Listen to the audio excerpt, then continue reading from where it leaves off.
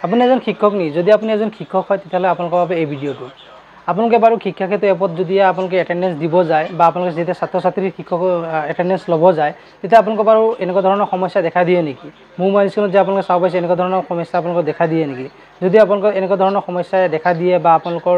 এনেকুৱা ধৰণৰ সমস্যা এটেণ্ডেঞ্চ লওঁতে হৈ আছে তেতিয়াহ'লে আপোনালোকৰ বাবে আজি এই ভিডিঅ'টোত মই দেখুৱাম যে আপোনালোকে কেনেকৈ এই সমস্যাটোৰ পৰা আপোনালোকে সমাধান পাব বা এই কি কৰিলে আপোনালোকৰ এনেকুৱা ধৰণৰ এটেণ্ডেঞ্চ ল'বলৈ যাওঁতে সমস্যাবোৰ আপোনালোকক দেখা নিদিয়ে গতিকে মোৰ ভিডিঅ'টো আপোনালোকে সম্পূৰ্ণ শেষলৈকে চাই থাকিলে গম পাব যে আপোনালোকে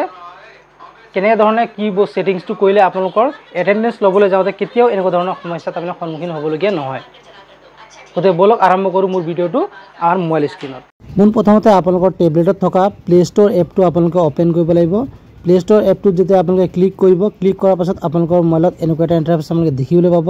ইয়াত আপোনালোকে শিক্ষা ক্ষেত্ৰ এপটো দেখিবলৈ পাইছে ইয়াত শিক্ষা ক্ষেত্ৰ এপটোত আপোনালোকে কি কৰিব সিলেক্ট কৰিব সিলেক্ট কৰাৰ পাছত চাব পাইছে যে আপোনালোকৰ আপডেট আহি আছে ইয়াত গতিকে আপোনালোকে কি কৰিব ইয়াত আপডেটত আপোনালোকে ক্লিক কৰি দিব আপডেটত ক্লিক কৰি দিয়াৰ পাছত আপোনালোকৰ মোবাইলত এনেকুৱাকৈ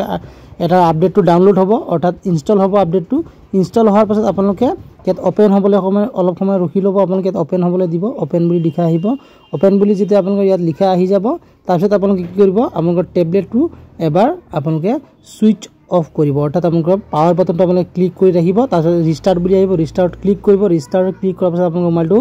সুইচ অফ অন নিজে হ'ব ৰিষ্টাৰ্ট হ'ব ৰিষ্টাৰ্ট হোৱাৰ পাছত আপোনালোকে কি কৰিব আপোনালোকৰ ওপৰৰ পৰা স্ক্ৰল ডাউন কৰিব আৰু তাত আপোনালোকে আইকন চাব পাৰে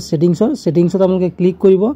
সেটিংছত ক্লিক কৰাৰ পাছত আপোনালোকৰ মোবাইলত এনেকুৱা এটা ইণ্টাৰফেচ আপোনালোকে দেখিবলৈ পাব আপোনালোকে স্ক্ৰল ডাউন কৰিব তলফালে স্ক্ৰল ডাউন কৰাৰ পাছত আপোনালোকে তলফালে একেবাৰে লাষ্টৰ ফালে চাব পাৰিছে আপোনালোকৰ অপশ্যন এটা আছে সেই অপশ্যনটো হৈছে আপোনালোকৰ ছফ্টৱেৰ আপডেট বুলি সেই ছফ্টৱেৰ আপডেট বুলি যেতিয়া অপশ্যনটো আপোনালোকে পাব তাত আপোনালোকে ক্লিক কৰিব ক্লিক কৰাৰ পাছত আপোনালোকে ডাউনলোড এণ্ড ইনষ্টলত ক্লিক কৰিব যদি আপোনালোকৰ ছফ্টৱেৰ আপডেট আহি আছে তেতিয়াহ'লে আপোনালোকৰ আপডেট কৰিবলৈ দিব আৰু আপোনালোকে আপডেট কৰি ল'ব আপোনালোকৰ ছফ্টৱেৰটো আপডেট কৰাৰ পাছত আপোনালোকৰ মোবাইলত এনেধৰণৰ সমস্যা দেখাই নিদিব বন্ধুসকল যদি আপোনালোকে ভিডিঅ'টো ভাল পাইছে তেতিয়াহ'লে লাইক কৰিব কমেণ্ট কৰিব শ্বেয়াৰ কৰিব লগতে আমাৰ চেনেলত যদি আপোনালোকে পোনপ্ৰথমবাৰ চাই আছে চেনেলটো ছাবস্ক্ৰাইব কৰিব আৰু কাষত বেল আইকনটো প্ৰেছ কৰি অল কৰি ল'ব তেতিয়া আমাৰ আহি থকা এনেকুৱা ধৰণৰ নতুন ভিডিঅ'বোৰ নটিফিকেশ্যন আপোনালোকে সকলো লগত পাই থাকিব গতিকে আজি ভিডিঅ'টো ইমান আছিলে পুনৰ লগ পাম নতুন ভিডিঅ'লৈ জয় অসম বন্দে মাতৰম